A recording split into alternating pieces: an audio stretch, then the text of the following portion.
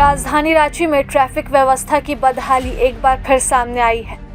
शनिवार को काटाटोली इलाके में लगे भीषण जाम के कारण एक नवजात बच्ची की मौत हो गई। समय पर अस्पताल नहीं पहुंच पाने की वजह से मासूम की जान चली गई, जिससे पूरे मामले ने सिस्टम पर गंभीर सवाल खड़े कर दिए हैं। जानकारी की माने तो ईचागढ़ के सालुकडीह निवासी वीणाधर महतो की पत्नी रेणुका ने गुरुवार शाम करीब 5 बजे सोना हाथू सामुदायिक स्वास्थ्य केंद्र में एक बच्ची को जन्म दिया था। जन्म के बाद से ही नवजात को तेज बुखार और सांस लेने में दिक्कत हो रही थी। 2 दिनों तक स्थानीय स्तर पर इलाज के बाद डॉक्टरों ने उसकी स्थिति को गंभीर देखते हुए रिम्स रेफर कर दिया। शनिवार को डायल 108 एम्बुलेंस से नवजात को रिम्स लाया जा रहा था। एम्बुलेंस बुंडू से रांची की ओर बढ़ रही थी, लेकिन काटाटोली चौक से सामलोंग के बीच वह भीषण जाम में फंस गई। करीब 1 घंटे तक एम्बुलेंस जाम में ही अटकी रही। इस दौरान चालक पुरेंद्र नाथ महतो ने सायरन बजाते हुए रास्ता बनाने की हर संभव कोशिश की। वहीं आसपास के लोग भी एम्बुलेंस को निकालने में मदद करते दिखे, लेकिन अव्यवस्थित यातायात के कारण रास्ता साफ नहीं हो सका।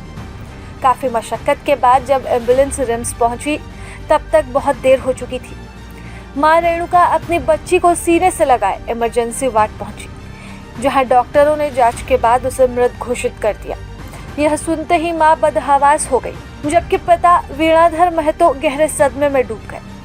उन्होंने कहा कि उन्हें किसी से कोई शिकायत नहीं, लेकिन वे चाहते हैं भविष्य में जाम की वजह से किसी और की जान न जाए। जाम की वजह पर नजर डालें तो काटाटोली बस स्टैंड के दूसरे गेट के पास बसों और ऑटो का अनियंत्रित जमावड़ा मुख्य कारण रहा। बस चालक और कंडक्टर सवारियां भरने के लिए सड़क पर ही रुक रहे थे, तो वहीं ऑटो चालक भी वहीं यात्रियों को चढ़ाने उतारने में लगे थे, जिससे सड़क पूरी तरह जाम हो गई। स्थिति और गंभीर तब हो गई जब इतने बड़े जाम के बावजूद मौके पर ट्रैफिक पुलिस का कोई भी जवान मौजूद नहीं था। यह घटना न सिर्फ एक परिवार के लिए अपूरणीय क्षति है, बल्कि शहर की ट्रैफिक व्यवस्था और आपातकालीन सेवाओं की प्रभावशीलता पर भी बड़ा सवाल खड़ा करती है। आखिर क्यों जाम की वजह से एक नवजात की जान चले गई, ये बड़ा सवाल है।